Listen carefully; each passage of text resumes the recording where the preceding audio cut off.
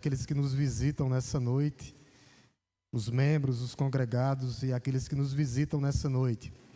Meus amados irmãos, nós vamos falar sobre o tema nessa noite, sobre amados e amigos de Deus. É o mandamento que transforma nossas vidas. Amados para amar. Fomos chamados, escolhidos para amar. A teologia do amor e da amizade com Deus. Infelizmente, nós vivemos em uma era que confunde sentimento, confunde amor com sentimento. Há uma confusão hoje, amor e sentimento.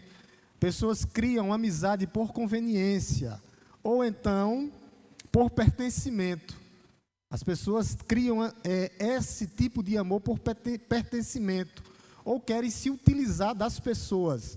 Quando alguém não serve mais para nos ajudar em alguma coisa, geralmente as pessoas fazem o quê? Descartam. Nós vivemos nesse momento. Quando a relação não serve mais, pessoas são descartadas. Quando a relação custa alguma coisa, porque haverá o custo. As pessoas abandonam essas pessoas. A nossa cultura reduziu o amor a uma simples emoção, e o amor não é isso.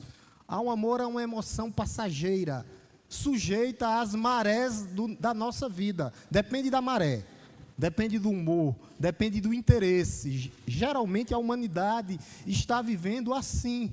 Mas Jesus, antes de sua crucificação, ele reuniu os seus discípulos no cenáculo e ele disse palavras inefáveis naquele momento. Ele falou palavras de amor para aqueles discípulos. E não foram palavras simplesmente de conselho, não. Nem uma sugestão. Ele deixou um mandamento. E esse mandamento girava em torno de uma única palavra. E a palavra é amor. Jesus deixou isso como mandamento, para que nós pudéssemos amar uns aos outros. Amor. Amados e amigos de Deus. Um mandamento que transforma as nossas vidas. Abramos nossas Bíblias em João 15, do 12 ao 17. João 15, do 12 ao 17. Amados e amigos de Deus. Esse é o tema da noite. Amados e amigos de Deus. João, capítulo 15, versículos do 12 ao 17. Eu gostaria de ler, que os amados irmãos acompanhassem a leitura, em nome de Jesus. João 15, aqueles que não tiverem Bíblia, vai estar exposto aqui no Data Show. Eu vou ler o texto e gostaria que os irmãos acompanhassem a leitura, mas que você pudesse manter sua Bíblia aberta. A palavra de Deus diz assim: o meu mandamento é este, que vocês amem uns aos outros, assim como eu os amei. Ninguém tem maior amor do que este, de alguém dar a própria vida pelos seus amigos. Vocês são meus amigos, se fazem o que lhes ordeno. Já não chamo vocês de servo, porque o servo não sabe o que o seu senhor faz, mas tenho chamado vocês de amigos, porque tudo que ouvi do meu Pai eu lhes dei a conhecer. Não foram vocês que me escolheram.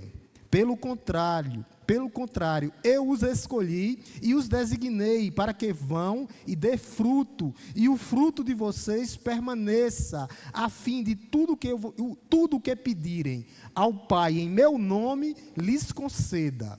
Aí ele repete novamente o mandamento. O que eu lhes ordeno é isto, que vocês amem uns aos outros. Esse é o mandamento. E nós temos que entender a profundidade dessa passagem, o peso dessa passagem. Quando Jesus falou isso, nós temos que entender, para nós entendermos a profundidade de amar uns aos outros. Isso aconteceu quando Jesus reuniu os seus discípulos no cenáculo. Então, ele estava a pouco momento de ir para a crucificação. Ele reúne os seus discípulos no aposento, no cenáculo, e ele acaba de proferir essas palavras. Ele já sabia que Judas ia traí-lo. Judas tinha saído já para trair Jesus, para vender Jesus por 30 moedas de prata. E Jesus sabe de tudo isso. havia uma tensão no ar, porque era um clima de despedida. Era um clima de despedida. Jesus estava dizendo as suas últimas palavras. Jesus sabe que pouca hora em diante ele ia para o Getsêmani, suar como gota de sangue. Ele sabe tudo o que ia acontecer. Ele sabe que Pedro ia negá-lo 3 vezes. Ele sabe que os discípulos iam abandoná-lo. E mesmo assim, Jesus, em sua escolha soberana, ele escolhe nos amar. Ele escolhe nos amar. Ele escolheu nos amar. E isso não é algo que seja pequeno, não, isso é algo tremendo. É a teologia do amor. Não é algo acidental que aconteceu, não. É uma revelação do coração de Deus para a igreja. O que nós temos que fazer. O discurso aqui é conhecido como o discurso do cenáculo. Meus irmãos, aqui, esse discurso começa a partir do capítulo 13, quando Jesus reúne os seus discípulos para lavar os pés dos discípulos. É um bloco, é o maior bloco, onde Jesus fala justamente, atestando o seu amor pelos seus filhos, pelos seus discípulos. É o testamento espiritual de Deus. Quando você lê João, do 13 ao 17, é uma sequência, Jesus falando para os seus discípulos. E ele fala, justamente nesse capítulo 15 aqui, ele fala da videira verdadeira. Ele divide isso aqui em 3 partes. A primeira parte aqui é justamente a videira e os ramos, que nós temos que estar ligados a Cristo. Nossa família tem que estar ligada a Cristo. Vida verdadeira, somente os galhos ou os ramos que estão ligados a Cristo. Depois ele vai falar justamente de permanecer em Cristo. Não só estar ligado, mas permanecer em Cristo. E ele termina essa passagem nossa aqui, deixando o mandamento, o grande mandamento, o mandamento de Deus. Ele deixa isso nessa passagem, do verso 12 ao 17, é o clímax dessa sessão, onde Jesus ele amarra tudo, o que vem antes e o que vem depois. Ele amarra tudo com um texto belíssimo. E nós não podemos ler ela de forma isolada, não, nós temos que ler ela completa, para que nós possamos entender. A pregação vai ser baseada nesses 5 versículos aqui. Mas nós temos que ler do 13 ao 17, para nós entendermos a passagem por completa, o que Jesus falou aos nossos corações, para que nós possamos sentir. E a pergunta que a passagem levanta é justamente essa. Jesus diz, logo aqui, no começo do versículo 12, que nós devemos amar uns aos outros. Uns aos outros. A pergunta que nós temos que fazer é, será o contexto aqui imediato? É Jesus falando aos 11 discípulos. Judas já tinha saído para trair Jesus. A pergunta que fica é, será que Jesus falou simplesmente para os 12? Ou será que Jesus falou também para a sua igreja, para que a igreja fale essa mesma verdade para o mundo, para que o mundo possa conhecer Jesus Cristo? A resposta é sim. Jesus falou primeiramente no contexto para os 11, depois os 11 falaram para a sua igreja, e a igreja agora fala para o mundo, para que o mundo possa perceber o tamanho desse amor. Essa é a resposta. O amor que Jesus ordena não está fechado num círculo, não. Na igreja local, não. Ele vai e tem que fluir para chegar a outras pessoas. Porque esse amor é o amor que tem origem em Deus. E através dos discípulos chegou à igreja, e através da igreja chega aonde, pastor? Ao mundo, para que o mundo conheça o amor de Cristo. Por quê? Porque Deus amou o mundo. Deus amou o mundo. Ele ama o mundo.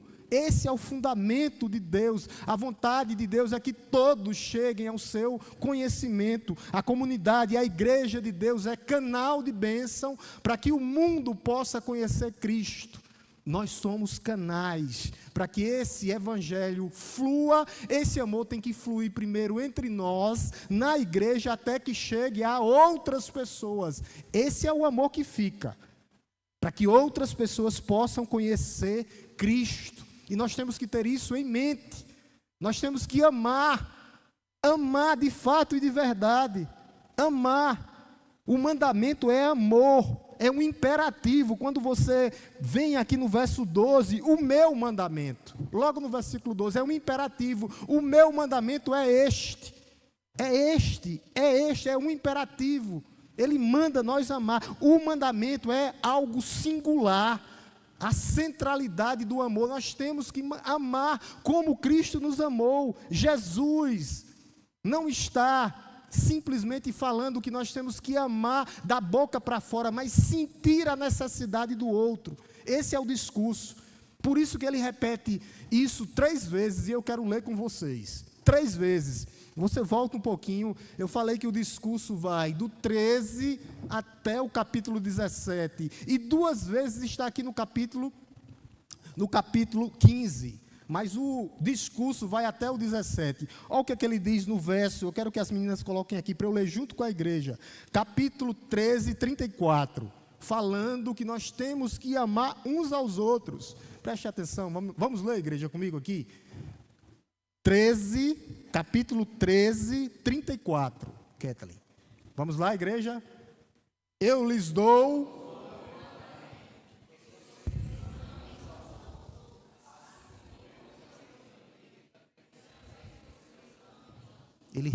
Ele repete 2 vezes aqui, 2 vezes, só aqui tem, ame uns aos outros, ame uns aos outros. Quando nós vamos agora para o versículo 15:2, vamos ler o 15:12, nós já lemos, mas vamos ler de novo. Eu quero ler com a igreja para que isso aqui possa sair amarrado dentro do seu coração. Olha o que é que ele diz no verso 12, vamos ler, o meu mandamento...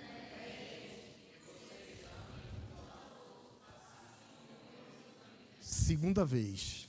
E agora, no finalzinho, lá no verso, Kathleen, 17. Verso 17. 15 e 17. O que eu? Que vocês... 3 vezes. Jesus, ele faz questão de falar que são palavras de Jesus 3 vezes. O que é falado 3 vezes, tem que ser ouvido 3 vezes e vivido eternamente. Ele fala 3 vezes para que você ouça 3 vezes e para que você receba, guarde no coração e viva eternamente, que vocês amem uns aos outros. Essa é a marca do Evangelho, é o amor. O amor é a marca do Evangelho. E nós podemos fazer uma pergunta: por que o amor é um mandamento? E não digamos a oração, a fé, a santidade. Por que é o amor? Por que o amor? Porque o amor não é uma virtude entre todas, não. Deus deixa o amor porque Deus é amor. Por isso é um mandamento. É da natureza e da essência de Deus. Ele é amor. Por isso o mandamento dele é amar uns aos outros. Não é uma metáfora, não. É uma declaração profunda para a igreja. É um mandamento onde a igreja tem que praticar. Ele é amor em sua própria essência trinitariana, Pai, Filho e Espírito Santo.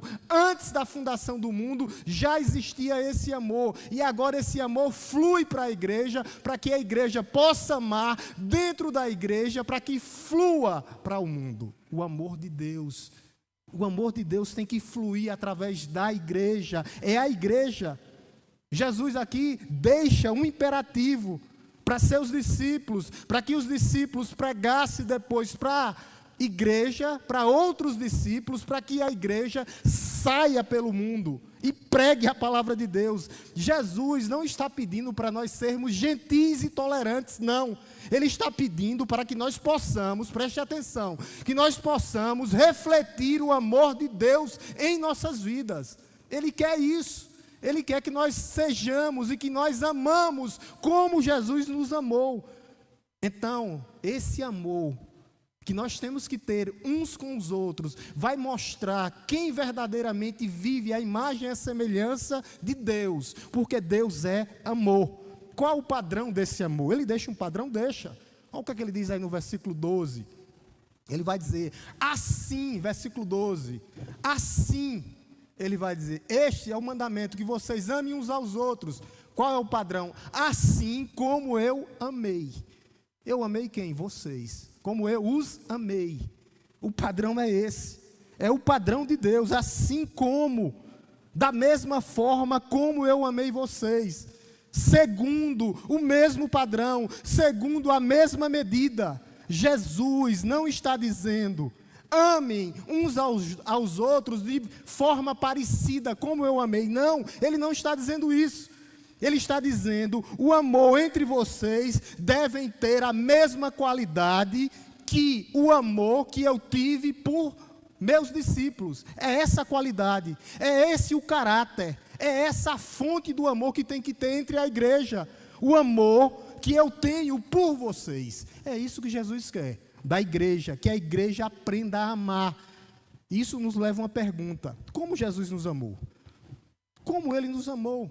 Ele nos amou se esvaziando da sua glória, descendo da sua majestade. Não usou por usurpação ser igual a Deus, mas desceu da sua glória, se fez um de nós, morreu por nós, nos substituiu, e nós estamos aqui hoje por causa desse grande amor com que Ele nos amou. Essa é a forma. É assim que Deus nos ama. Jesus, quando desceu, Ele veio, tocou em leprosos na sua humildade, tocou em cegos, mudos falaram, coxos foram levantados e andaram. Jesus chorou diante do túmulo de Lázaro, sentiu fome, sede, cansaço e a morte. Jesus, Ele sentiu o que os outros sentiam. Esse é o amor. O amor que Jesus quer em nossas vidas é que nós possamos estar presente na vida das outras pessoas. Meus irmãos, Deus quer que nós venhamos estar presente na vida das outras pessoas, não ausentes, não só mandar um WhatsApp dizendo que está orando, não. É entrar no espaço do sofrimento da pessoa, sentir o que a pessoa está sentindo, ou no espaço da alegria da pessoa. É isso que é o verdadeiro amor, nós sentirmos a necessidade, nos colocar no meio do sofrimento ou da alegria, nos alegrar com os que se alegram e chorar com os que choram. É isso, Jesus quer que nós venhamos sentir o que as outras pessoas sentem. É isso. Ele nos amou de forma não merecida. Nós não merecíamos. 13 horas antes, no capítulo 13, aliás, a gente vê, Jesus lavou os pés de Judas, que ia vendê-lo. Jesus lavou os pés de Pedro, que ia negá-lo 3 vezes. Ele amou de forma imerecida. Jesus lavou os pés de todos os discípulos, que ia abandoná-lo na hora dele ser preso. Ele amou, mesmo sem eles merecessem. Não existe justificativa nenhuma aqui para Jesus ter esse amor incondicional por nós. Não tem. Ele apenas decidiu nos amar em sua soberania. É esse amor, é esse padrão de amor. O amor que o outro não mereça. Mas porque Deus nos amou. Não depende do merecimento do irmão que está ao teu lado, não. O que Ele quer é que nós venhamos a amar, e amar é uma decisão do nosso coração. Ele nos amou, segundo ponto, de forma sacrificial. Sacrificial, é esse amor. Essa é a definição do amor. O que é que ele diz no verso 13? O que é que ele diz no verso 13? Ninguém tem maior amor do que este, de alguém dar a própria vida pelos seus amigos. É esse tipo de amor. Ele deu a sua própria vida. Aqui é o ápice do amor cristão. É perder para ganhar. O amor verdadeiro é aquele que perde para ganhar. Jesus foi à cruz pelos seus, na maioria das vezes. Sabe o que é o nosso problema? Eu quero que você preste bem atenção. Não perca o foco. Em nome de Jesus. Não perca o foco. Jesus amou a sua igreja incondicionalmente. Mas o que acontece é que na maioria das vezes o problema está no tempo. Nós não temos tempo para amar as outras pessoas. Porque às vezes nós estamos numa zona de conforto, confortados, nós não podemos sair da nossa zona de conforto. Às vezes é a nossa reputação, porque nós não chegamos em uma pessoa para que nós possamos dizer verdadeiramente que amamos ela. Às vezes é isso que está acontecendo, é o tempo que não temos para outras pessoas, é a zona de conforto que nós estamos, ou então é os nossos próprios planos pessoais que vêm em primeiro lugar, e não o amor. E a igreja, ela tem que amar, e amar custa. E o custo do amor é a evidência que a igreja ama de fato e de verdade. É você ir até lá, é você estender a mão. É isso que Deus quer. A autenticidade do amor é o custo. Ou estou aqui, feito um poste que não consegue ir para um lado nem para o outro. Jesus, ele amou a sua igreja de forma persistente. Os seus discípulos, meus amados irmãos, eram lentos, medrosos, ambiciosos, ciumentos. Sabe o que era que eles estavam fazendo? Quando Jesus estava falando de sua morte, eles estavam querendo saber quem era o maior entre eles, brigando para saber quem era o maior, discutiam, enquanto Jesus falava da cruz, que ia morrer por eles. Quando Jesus pediu para eles vigiarem no Getsêmani, para eles não caírem em tentação, eles não conseguiram vigiar uma hora orando. E quando Jesus foi preso, todos fugiram, eles eram lentos em entender. E Jesus não os substituiu, não. Jesus não os descartou, não. Mas Jesus restaurou aquele povo, restaurou aqueles discípulos. Esse é o amor que não desiste. Nós não podemos desistir das pessoas, não podemos desistir dos irmãos que saíram da igreja, não podemos desistir dos nossos filhos, dos nossos parentes, daquele amigo, não podemos desistir. Esse é o evangelho que revela o verdadeiro amor, o verdadeiro amor. E isso não é um paradoxo, não, entre graça e amor, não é um contraste, não. Há só uma tensão aqui no ar. Como pode, né? A gente fazendo uma pergunta, o amor ser um mandamento e não uma definição espontânea e livre? A resposta é conhecer o que Jesus está dizendo aqui. Jesus está orientando as nossas vidas, Jesus está orientando a nossa vontade, é isso, de amar. O amor bíblico é ágape, é agapau, é incondicional, mesmo que a pessoa não mereça. Não é primariamente, nós temos que entender, não é uma emoção. O amor não é uma emoção, o amor não é um sentimento passageiro, não. O amor é uma escolha ativa em buscar o bem do próximo, do outro. Isso é amor. O amor não é um sentimento, o amor é uma ação, é cuidado espontâneo. Eu decidi cuidar espontaneamente do meu irmão, da minha irmã, do meu amigo. Isso é amor. Além disso, o mandamento nunca vem desacompanhado. Nunca vem. Nunca vem. Sabe o que é que Jesus disse?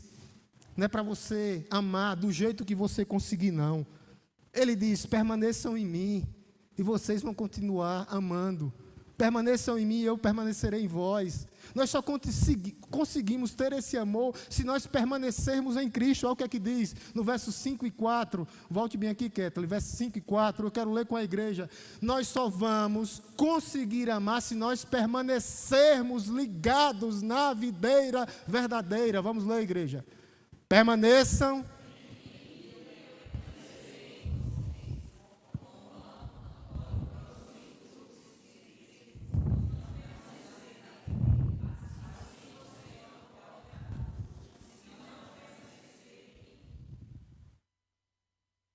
Eu sou.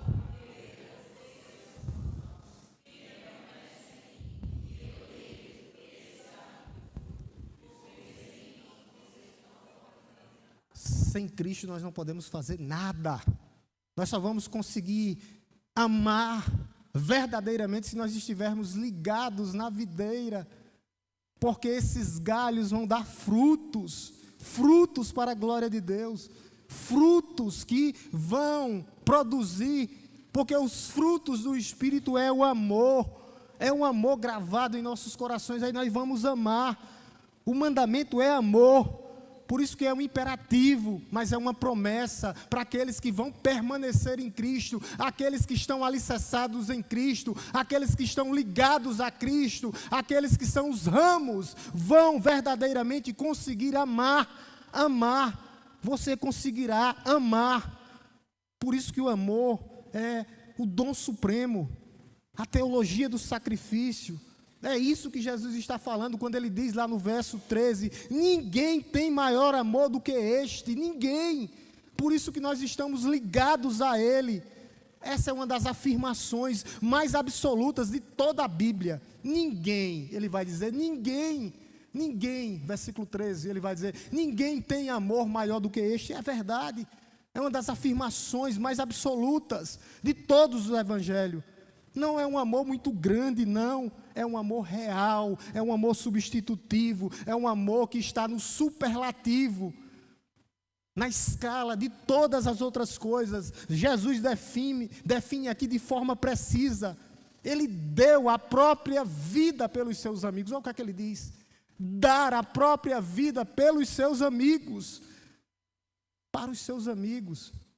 A filosofia grega dizia assim, que a morte era simplesmente reservada para os amigos. Ele vai dizer isso, os gregos. Mas eles falavam simplesmente na teoria, eles nunca praticavam isso. Morrer por alguém, nunca ninguém fez isso. Na filosofia grega, simplesmente eles falavam da boca para fora. E Jesus não está simplesmente falando de uma filosofia, não. Ele está anunciando o que ia acontecer 24 horas depois. Isso era quinta-feira. Na sexta-feira ele seria crucificado, daria a vida por nós, por amor. Por amor. Foi por amor que ele se entregou numa cruz. Por você, por nós. As palavras aqui são palavras de despedidas, mas também palavras proféticas. Ele está descrevendo, não é algo abstrato, não. É o que ele iria fazer na cruz do Calvário, após 24 horas. E ele dá uma especificidade aqui. O que é que ele diz? Que ele dá a vida pelos seus amigos. A vida, lá no finalzinho do verso 13, ele morreu pelos seus amigos. Nós temos que prestar bem atenção nisso. Pelos seus amigos, e não por toda a humanidade. E não por toda a humanidade. Dá a vida, a própria vida pelos seus amigos. Isso não diminui o alcance da cruz, tá? Não diminui, nunca diminuiu. O apóstolo Paulo vai dizer que Jesus morreu por nós, sendo nós ainda pecadores. Lá em João 3,16 vai dizer que Deus amou o mundo de tal maneira. Mas Jesus está falando aqui de um nível relacional que ele vai ter com os seus amigos e com os seus filhos, com os filhos de Deus. Nós temos que prestar bem atenção numa coisa, tá? O sangue de Cristo, saia com isso daqui nessa noite. O sangue de Cristo, ele é suficiente para salvar todo mundo, mas ele só é eficiente para salvar todo aquele que nele crê. Há uma diferença. Por quê? Serão salvos aqueles que creem em Cristo Jesus, somente eles. A cruz não é um evento abstrato, como pensava os gregos, não é cósmico, não é. É um ato de amor e de amizade pelos seus. Os seus quem? Seus amigos. Jesus não está chamando as pessoas para aderir a um sistema religioso, não. Ele está chamando você para se incluir na verdadeira amizade com Ele, que levará à eternidade. Esse é o chamado de Jesus. Jesus morreu por você. Não apenas pela humanidade, não. Mas Ele morreu por você. Especificamente por você que está aqui hoje. Aqueles que creram nele um dia. O sacrifício de Cristo, por definição, é a maior prova de amor. Uma das deformações, meus amados casais que estão aqui hoje, mais perigosas da cultura contemporânea é justamente reduzir o amor à satisfação mútua. Há pessoas que dizem assim: eu te amo enquanto você me satisfaz. Está errado. Eu te amo enquanto você me faz feliz. Nós nos amamos porque simplesmente nós nos completamos. Está errado. Porque quando vem a primeira discussão, acaba o amor. não tem mais completude, não tem mais felicidade. Então, isso não é um amor. Isso é um amor, mas é um amor mundano. É um amor mundano. Esse é um amor de televisão, um amor das novelas mexicanas. E não o amor de Deus, não é. É até bonito, é lindo, mas é frágil, evapora. Porque eu amo enquanto alguém me satisfaz. Vai chegar um dia que haverá a noite da alma, haverá o dia da discussão. E o que é que acontece? O casamento evapora, acaba, porque não entendem o que é o amor bíblico. O amor de João 15:13 aqui é estruturado no oposto. Ele está definindo algo para perder, dar a vida por alguém. É perder para ganhar. O verdadeiro amor é isso. A orientação é de fora, de você para outra pessoa. Não é de dentro para dentro, não. O amor verdadeiro é aquele que sai de dentro de você e você cuida da outra pessoa. Tem que custar alguma coisa. Tem que custar. Para Jesus custou tudo. Jesus escolheu a vulnerabilidade, mas amar. E Ele nos chama para fazer a mesma coisa. Ele não está chamando para nós morrermos, não, tá? Não diga que o pastor disse isso. Não. Para morrer, para dar a vida fisicamente para outra pessoa. Não é isso. Não. Ele não está nos chamando para isso. Ele está nos chamando para que nós venhamos morrer sim, mas morrer para o ego, morrer para o orgulho, morrer para o egocentrismo que ainda há dentro de nós.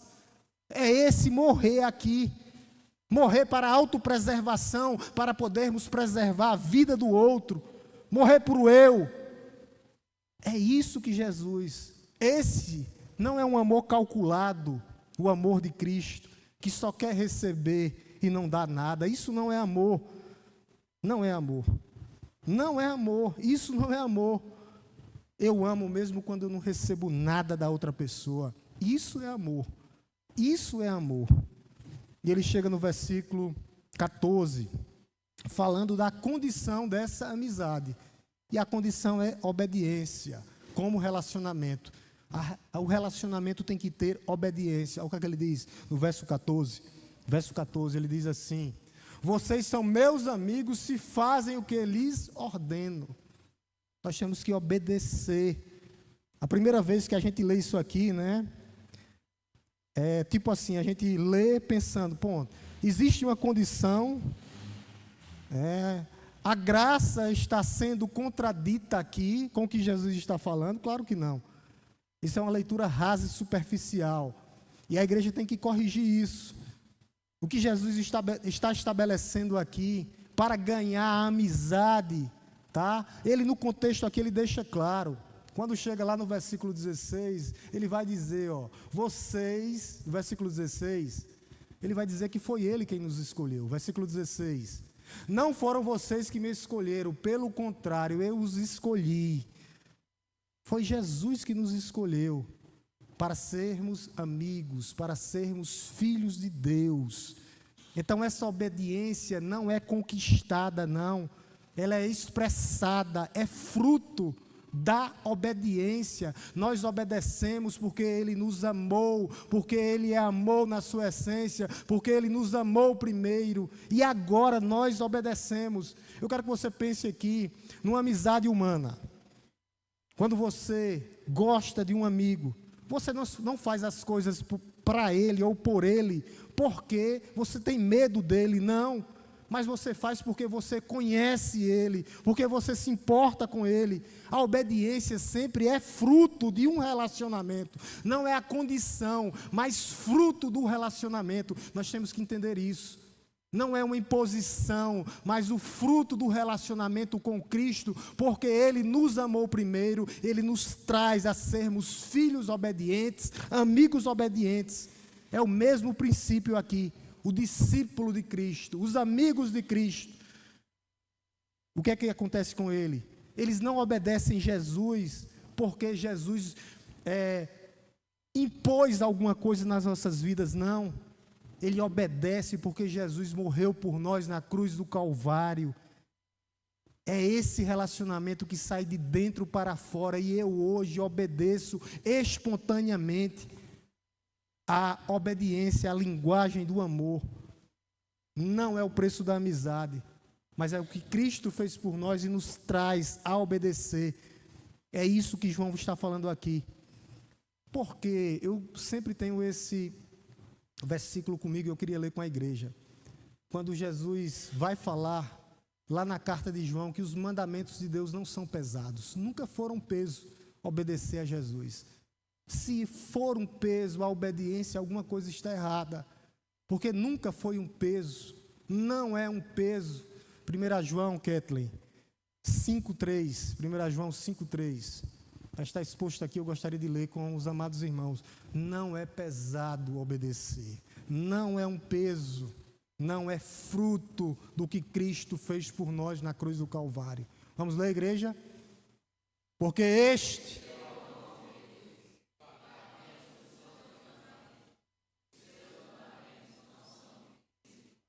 não são difíceis. Algumas Bíblias dizem não são pesados, não são difíceis de guardar, não são. A obediência não é um fardo, não é um fardo. É a expressão natural de quem ama a Deus de fato e de verdade. Nunca foi um fardo.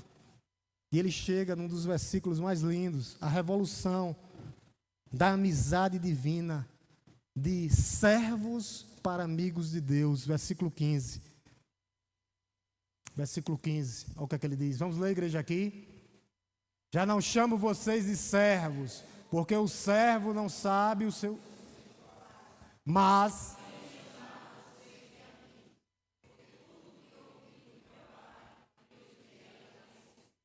Meus irmãos, a palavra aqui, quando Jesus diz servos, no grego é doulos, e doulos significa o quê, pastor? Escravos. O escravo era propriedade, doulos, propriedade, não tinha direitos, não tinha intimidade com seu senhor, sua função era obedecer, fazer e ser chicoteado de dia e de noite. A relação era do feitor, do dono para o escravo, para o servo. No mundo antigo era assim, já na tradição judaica cristã era diferente. Tudo é diferente. Os profetas são chamados de servo.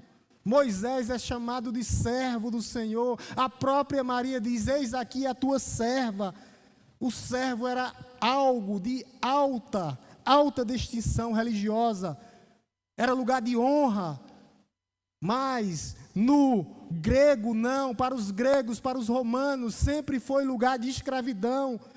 E Jesus agora está dizendo, isso não é mais suficiente. Não, já não chamo vocês de servos, não. Não porque vocês não devam obedecer, porque a obediência mostra que nós amamos a Deus. Mas o relacionamento agora evoluiu. Vocês não têm simplesmente mais um lugar de honra, não. Vocês são mais ainda, agora vocês são meus amigos. Ninguém consegue conter essa amizade entre mim e vocês, não, ninguém.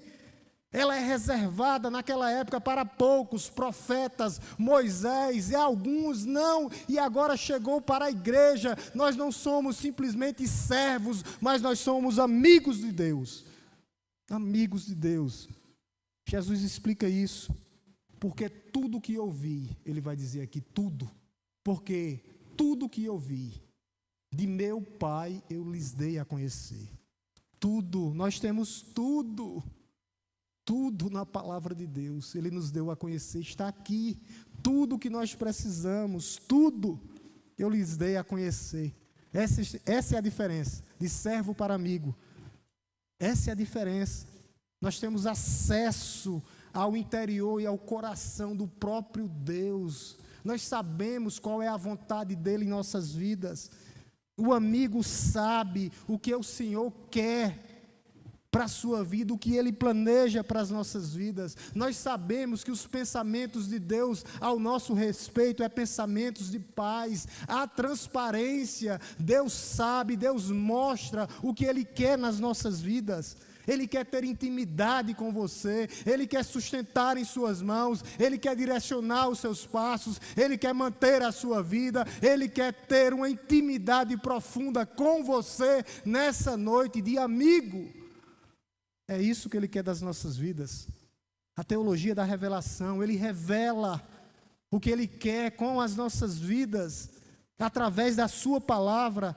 Tudo que eu recebi do Pai, tudo, Ele vai dizer aqui, não é quase tudo não, mas é tudo que eu ouvi de meu Pai, eu lhes dei a conhecer. E isso só acontece com os seus amigos, só acontece com os filhos de Deus. É uma conversa íntima de Deus para com os seus amigos, de Jesus para com os seus amigos. Uma conversa íntima e pessoal, mostrando o que Ele quer com as nossas vidas. O apóstolo Paulo percebeu isso bem. Ele vai dizer assim: nós, porém, temos a mente de Cristo, nós sabemos qual a vontade de Cristo em nossas vidas. Quando nós fazemos algo errado, nós sabemos quando nós estamos errando. As influências do mundo, quando nós nos colocamos em meios de pessoas que não agradam a Deus, ou fazendo coisas que a gente pensa que está oculta, nós sabemos, porque Deus revela através da sua Escritura. O que Cristo quer é ter intimidade com você, e isso é um privilégio, não só para os profetas, não só para Moisés, não só para algumas mulheres, não, Ele quer ter intimidade com você. Essa é a herança de todo aquele que nele crê, que revela a amizade do Filho com os seus amigos, com a sua igreja. E essa amizade começou na eternidade, trinitariana, tudo o que eu ouvi do meu Pai, tudo, Ele está nos convidando para que nós venhamos participar da vida trinitariana, da relação que existe entre o Pai, o Filho e o Espírito. O Pai ama o Filho ama o Pai, e o Espírito Santo flui entre eles.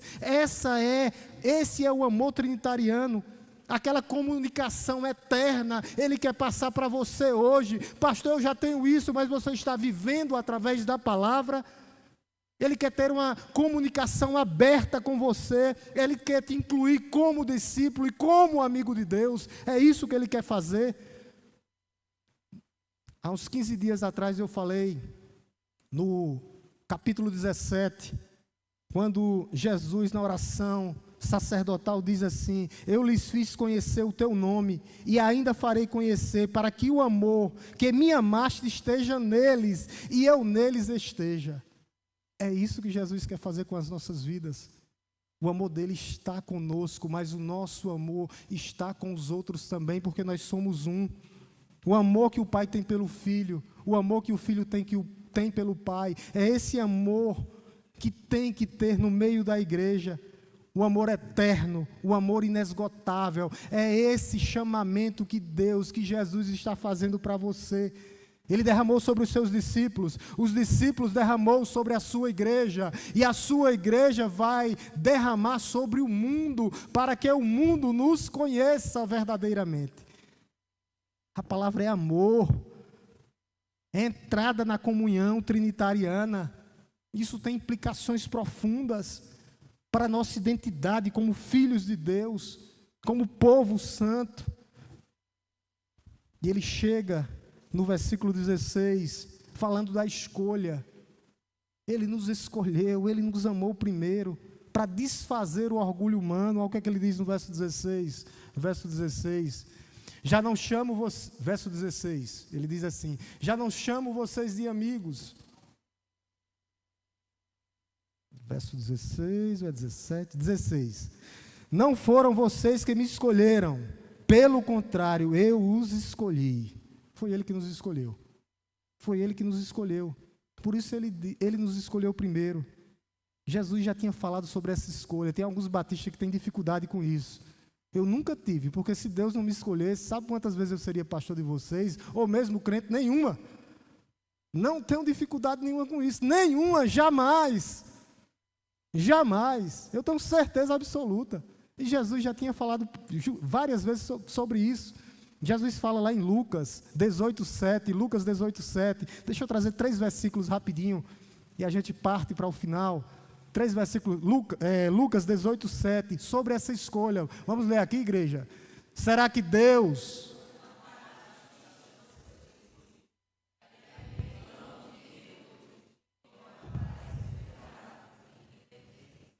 Ele fará justiça aos seus escolhidos. Certeza. Mateus 22, 24. Mateus 22, 24. 24, 22, perdão. 24, 22. Mateus 24, 22. Vamos ler aqui, igreja. Mateus 24, 22. 24, 22. Mateus 24, 22. Vamos lá, igreja.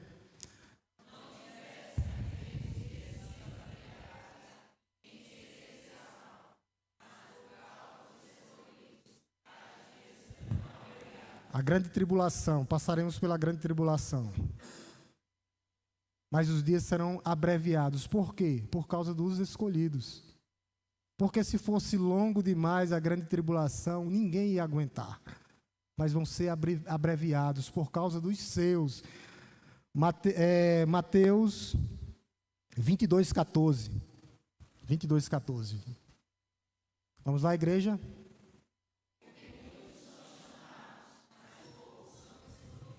Muitos chamados aí fora, a gente prega, mas aqueles que são de Deus vão vir. Muitos chamados, poucos escolhidos. Essa é uma dos textos mais libertadores que tem para a vida espiritual de um crente. Não existe algo mais libertador do que isso, porque nós fomos escolhidos por Cristo. Por Cristo, Cristo nos escolheu. É um chamado, Ele nos chama literalmente. Ele faz uma escolha unilateral. Mateus, quando ele chamou Mateus estava na coletoria. Pedro e André estavam pescando. Ele nos escolheu. O princípio desse chamado aqui, da teologia joanina, mostra que Deus nos chama para a salvação. Deus nos escolhe antes da fundação do mundo. Ninguém pode vir a mim se o meu Pai não trouxer. Ninguém.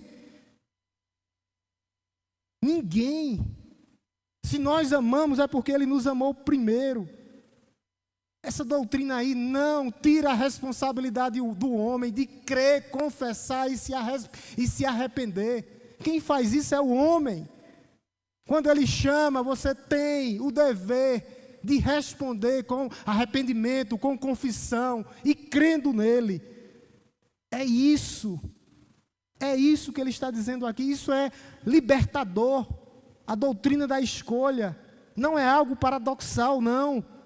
Você foi escolhido por Deus e não pelo contrário. E isso nos liberta do peso. Porque se eu fosse sustentar esse amor diariamente, constantemente, eu ia cair várias vezes. Mas o relacionamento é começado por Cristo. Por isso Ele te sustenta todos os dias. Mesmo quando você falha. Mesmo quando você é falho, efêmero, fraco, Ele nos sustenta, não é pelo próprio esforço, mas é pela escolha divina de Deus em nossas vidas, e isso nos traz a uma vida de santidade. É isso que Ele está falando. Eu os escolhi primeiro, palavras de Jesus, não é do pastor Marcos. É isso que nós temos que fazer. Mesmo assim, Ele nos chamando, Ele é quem mantém a sua fidelidade. Mesmo quando nós caímos, é Ele que nos levanta. É Ele que nos coloca de pé. Isso não anula a minha responsabilidade de voltar, de se manter e de perseverar. É responsabilidade minha. Todo crente sabe que haverá dias difíceis. Haverá dia que nós vamos falhar, mas nessa escolha de Deus, nós vamos permanecer nesse relacionamento, porque nós descansamos na fidelidade de Deus e não na nossa fidelidade, e Deus é fiel a Ele mesmo. Por isso Ele nos sustenta, por isso Ele nos mantém. Não é por mim, porque senão eu não aguentaria. Foi Ele, é Ele que chama, é Ele que sustenta, e eu persevero, a minha parte é perseverar. Isso não é um convite à acomodação espiritual, não. Por quê, pastor? Porque a árvore tem que frutificar. vão e dê fruto, e o fruto de vocês permaneçam. Não fomos chamados, escolhidos para ser salvos, sentados e satisfeitos. Não, fomos chamados para dar frutos para a glória de Deus. O propósito da escolha é frutificar. Qual o propósito, pastor? Permanecer. Aqueles que saem da igreja, aqueles que apostataram da fé, nunca foram dos nossos. Nunca foram. Porque a escolha, o propósito é fruto e permanecer. Fruto e permanecer. Essa é a proposta, permanecer nele. Viver para a glória dele. A escolha nunca é um fim em si mesmo, não é por causa de mim. Abraão foi chamado para ser pai de multidões, para pregar para multidões. José foi chamado para ser o sustentador da vida. Israel foi escolhido para ser reino de sacerdotes. Os discípulos foram chamados para pregar, para fortalecer a sua igreja, sustentar a sua igreja. E nós somos a embaixada de Cristo aqui na terra. Fomos escolhidos para pregar o amor de Cristo para que outras pessoas sejam salvas. É isso. Nós somos escolhidos para permanecer e não para ficar numa zona de conforto, não, mas para frutificar.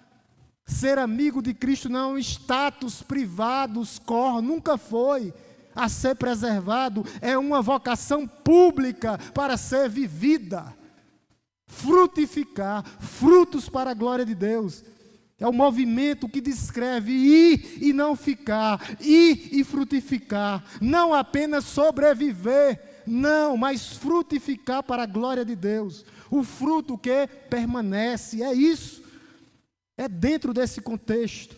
Há múltiplas dimensões de permanecer em Cristo e de frutificar para Cristo. Nós podemos frutificar refletindo o caráter de Deus, tendo as qualidades do Espírito Santo formado em nossas vidas, prosseguindo para o alvo, à medida que nós permanecemos sempre ligados à videira verdadeira, atos concretos que expressam amor pelo mundo, como Cristo amou, e também novas vidas que são alcançadas através da sua vida quando você prega a palavra de Deus.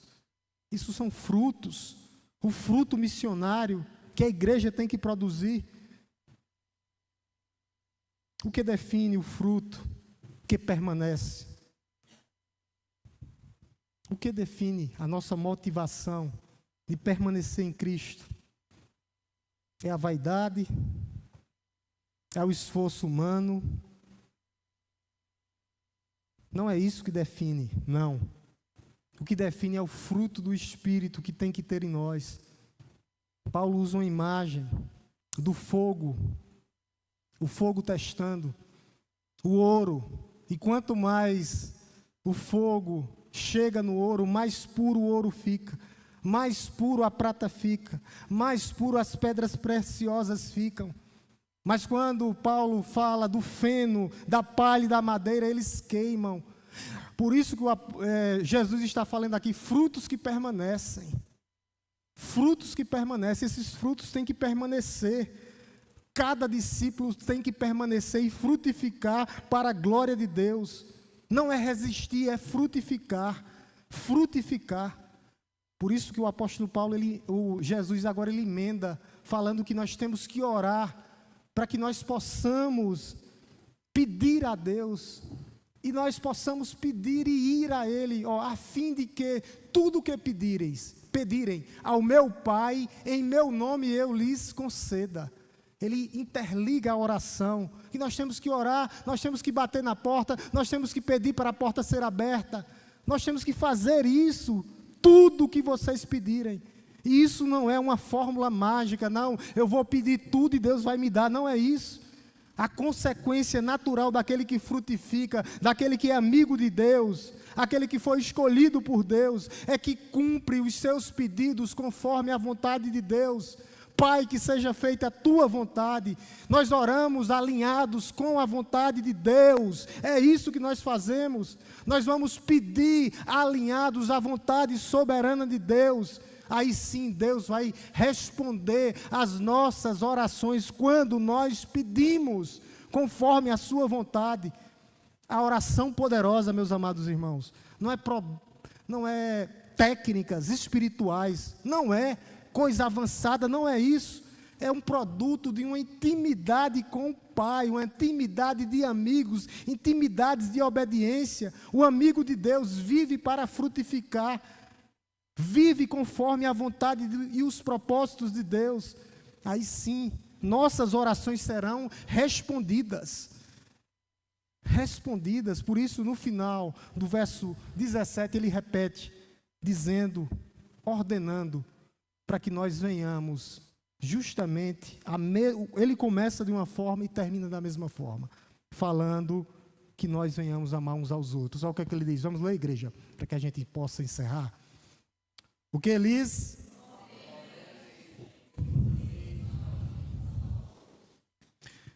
Só nesse texto aqui tem 2 vezes a repetição.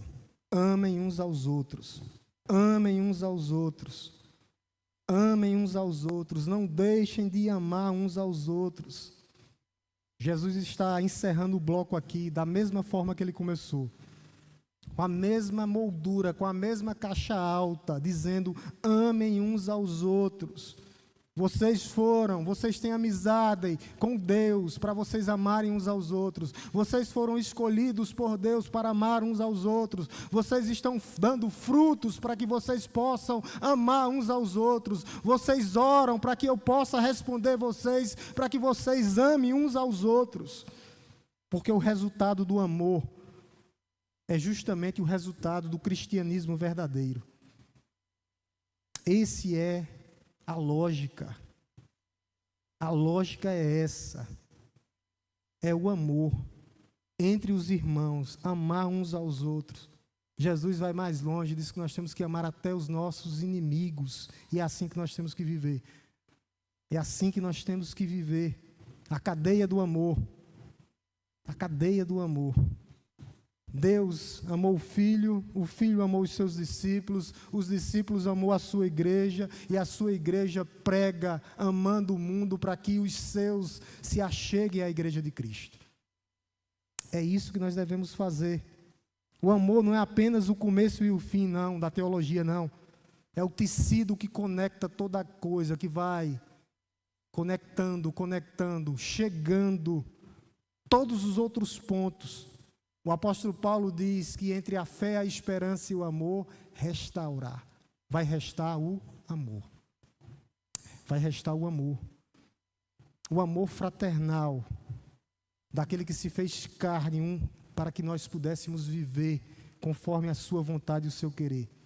Teve um homem chamado Derek Boev, o homem que desafiou Hitler. Ele tinha um seminário clandestino. E ele vai dizer assim, no livro lá, que é Vida em Comunidade. Ele vai dizer assim, é fácil amar a humanidade. Você dizer que ama é fácil. Difícil é amar o seu irmão, concretamente. Com os seus hábitos irritantes e com as suas inseguranças e falhas. É verdade. Dizer que ama o mundo é fácil. Eu quero ver amar o seu irmão. Com as suas falhas, com os seus erros. Eu quero ver amar de fato e de verdade.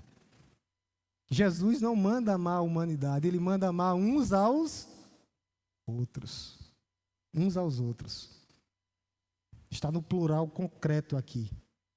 Aquela pessoa que te magoou. Aquela pessoa que te magoou. O amor é concreto. Aquela pessoa que te magoou a semana passada. Aquele irmão que é diferente nas suas atitudes. Aquela irmã que implica com você. Sem motivo nenhum. Aquele membro difícil da sua igreja. Ou da sua família biológica. Eu quero ver você amar aí. Não é um amor abstrato, eu amo o mundo. Não. É um amor concreto. No cotidiano. O amor custoso. Que vai custar algo. O amor que vai custar.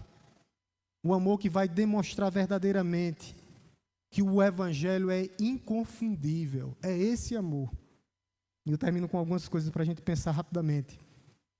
3 perguntas aqui foram feitas nessa passagem, que a gente possa entender. A primeira é sobre identidade. Você se relaciona com Deus? A pergunta é para você nessa noite. Como servo, escravo ou como amigo?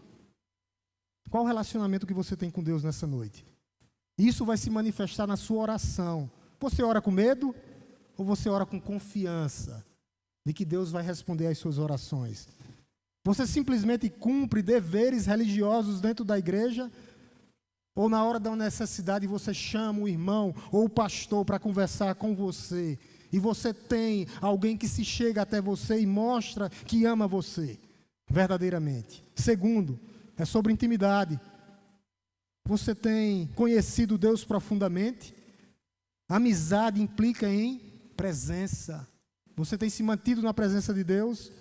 Você tem falado com Deus? Você tem buscado a Deus através da palavra e da oração? Ou não? Deus é o centro das nossas vidas. Ele é o verdadeiro, Cristo é o nosso verdadeiro amigo. Terceiro é sobre o amor. Alguém em sua vida que você está evitando amar?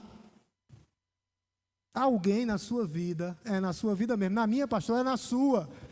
Alguém na sua vida que você está evitando amar, porque é custoso demais, O mandamento de Jesus aqui é sem exceções, de personalidade. Não é uma cláusula que diz assim, exceto as pessoas difíceis. Não, não é isso. Para a igreja leva João 12, 17 e 15, 12 e 17 a sério. Nós precisamos perguntar, nós somos um grupo que ama de verdade ou um grupo que existe educadamente, somente na hora da educação? Há uma diferença enorme em tolerar e amar fraternalmente. É um amor genuíno ou é conveniência da igreja? O amor fraternal que Jesus ordena implica em coisas concretas. O que é isso, pastor? Sustentar os irmãos, as cargas dos outros, confessar pecados uns para os outros, consolar os que choram, confrontar quando necessário, partilhar recursos com os necessitados. Isso é prática? Ou é só coerência da igreja? É prática? Uma comunidade que pratica isso torna-se um sinal visível que o mundo não pode ignorar. O círculo do amor. Eu quero que você imagine o círculo. Pai, Filho e Espírito Santo. Nesse círculo. O Pai ama o Filho ama o Pai e o Espírito Santo flui. E agora Ele quer derramar esse amor. Ele derramou esse amor sobre nós. E agora nós temos que derramar esse amor de fora da igreja para o mundo. Para que o mundo conheça a igreja. Jesus andou nas estradas empoeiradas da Galileia. Tocou em leprosos. Chorou no túmulo de Lázaro. E por fim se derramou na cruz do Calvário por nós. Nós não merecíamos nada disso, mas nós fomos laçados com esse amor, alcançados, incluídos, chamados, feitos amigos de Deus, participantes da natureza divina. O apóstolo Pedro vai dizer isso. E agora Jesus chegou até você nessa noite. E Ele não quer que você fique com essa bênção privada para você, não. Ele quer que você venha fluir para o mundo, para o seu irmão difícil, para a sua irmã que você magoou ou que você foi magoada, para o seu vizinho que ainda não crê em Cristo, para o seu inimigo que te fez mal. Passe esse amor, viva esse amor, seja esse amor. O amor de Deus não foi feito para ser represado numa lagoa, não, mas para fluir como fontes de água viva. E quando esse amor fluir, a igreja será reconhecida. Fomos amados. Aqui começa o diferencial, é o amor concreto. É um amor tangível. O mundo passa a se perguntar o que acontece nessa comunidade de fé, o que está acontecendo. Eles vão perceber, Deus está no meio dessa igreja, Deus está no meio desse povo. Que possamos ser cada um, uma igreja, um reflexo do amor desse Deus que nos escolheu, que nos transformou e que nos enviou. Que o nosso amor uns pelos outros seja real,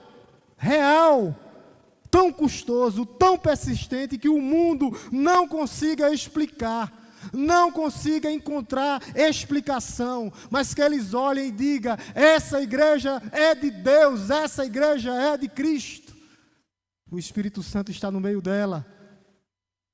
O momento que o amor se fez carne na cruz do Calvário, nos substituiu na cruz. Ninguém tem maior amor do que este, de que dar a vida pelos seus amigos. Ele disse isso 24 horas antes de ir para a cruz de Cristo. Meus amados irmãos, não é um símbolo decorativo, não, ou um pingente, não, para colocar no pescoço, não. O Filho eterno de Deus pagou completamente o nosso pecado na cruz do Calvário. Toda a separação que havia entre Deus e o homem, Jesus nos reconcilia com Ele, por amor. A justiça de Cristo sendo colocada sobre nós, os nossos pecados sendo lançados sobre Cristo. Não há nada na história, não há nada na filosofia que se compare ao amor de Deus pelos seus filhos. Nada e nem ninguém. Ninguém consegue chegar perto disso, nenhuma outra fé, nada, nenhuma outra religião. O preço da reconciliação, as outras religiões dizem, façam isso para que Deus possa fazer aquilo. Não, o cristianismo é totalmente diferente. Ele nos chama, Ele nos laça com laços de amor fraternal, Ele nos torna filhos de Deus, amigos de Cristo. É isso. O maior amor da história é o amor de cruz, o amor que nos resgatou, o amor que pagou completamente o preço da minha culpa, da sua culpa, foi demonstrada na cruz do Calvário. Ele morreu por você, meus amigos, meus irmãos. Quando o filho estava levantado naquele madeiro, quando ele vai à cruz que diz, Deus meu, por que me desamparastes? Quando ele dá o grito de diz, está consumado. Ele estava olhando para você, seu nome estava na mente de Cristo, foi por amor, foi por você, que Ele se entregou naquele madeiro, que morreu por você. Essa é a maior demonstração de amor que o mundo não consegue entender. Pastor, eu já sou crente, permaneça. Porque a luta, as tempestades virão, mas Deus está no barco. Pastor, não sou crente ainda, creia nessa noite. E será salvo, tu e tua casa. Tu e tua casa. Em nome de Jesus. Vamos cantar a música da família de novo, vamos nos confraternizar.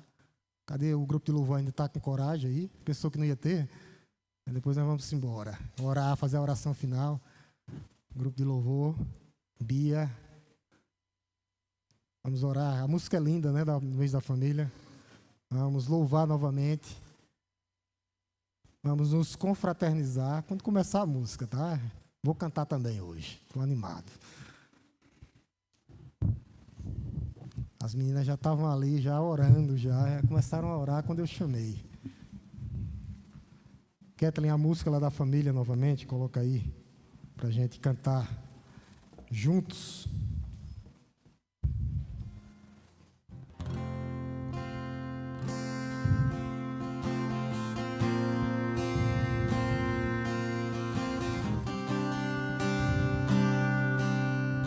Pega aí.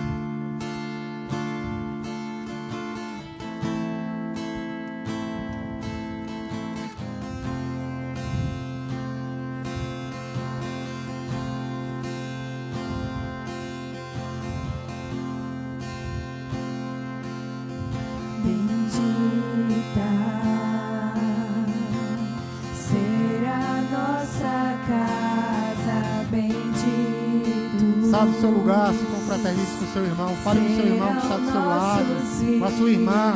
Dê um abraço na sua irmã, um aperto de mão no seu irmão. Glorificaremos ao Senhor.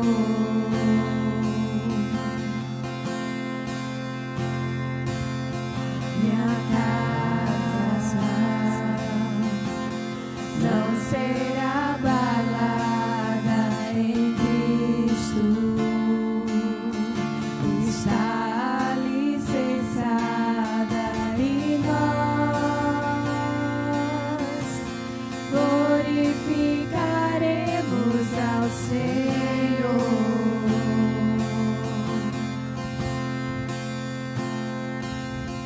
A rocha em que minha casa está firmada é Ele,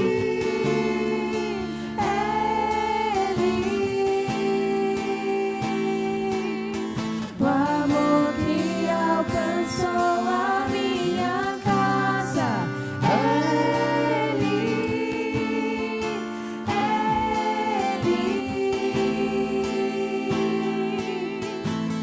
meu Jesus, eu te entrego minha vida, te dou meu lar, minha família, eu e minha casa, Senhor, te serviremos com amor, meu Jesus, eu te entrego minha vida, te dou meu lar, minha família, eu e minha casa, Senhor, te serviremos com amor.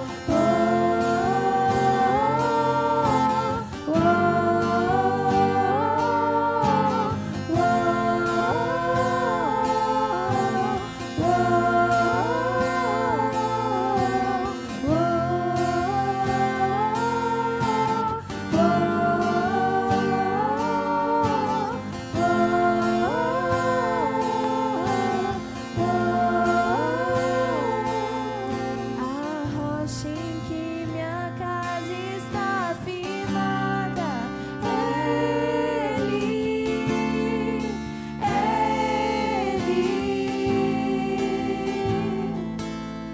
o amor que alcançou a minha casa é Ele,